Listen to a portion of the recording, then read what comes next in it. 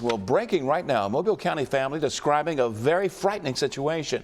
They tell Fox 10 News police officers kicked in the front door of their house, guns drawn.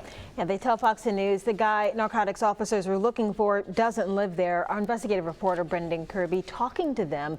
He's live with us now in the studio with more on this story. Brendan, what did they say?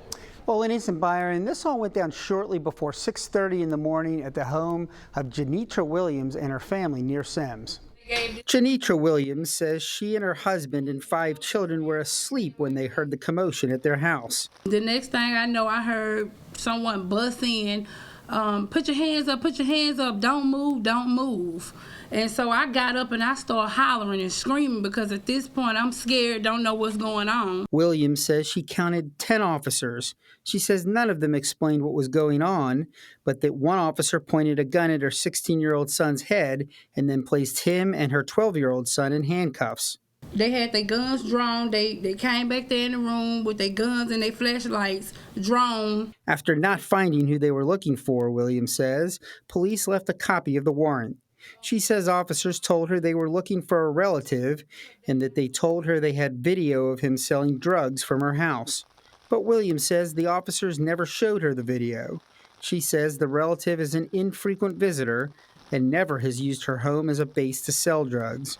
Williams' 12-year-old son, Taekwon, says he was frightened.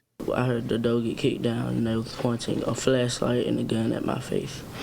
And it just scared me. It just was pretty scared how they just came in. Mobile Police spokesman Lieutenant Christopher Levy tells me this is an ongoing investigation and that he can't talk about it in detail. He says he also can't talk about tactics officers use while serving warrants. That's an officer safety issue. But Lieutenant Levy says the search was proper. Quote, all of the proper paperwork that was signed by a judge was left at the home. And the paperwork that was left behind notes that officers found a small bag of marijuana in a back bedroom. Janitra Williams says that was the bedroom belonging to one of her younger children who doesn't smoke pot. She also says the police didn't make any arrests. Reporting live in the studio, Brendan Kirby, Fox 10 News.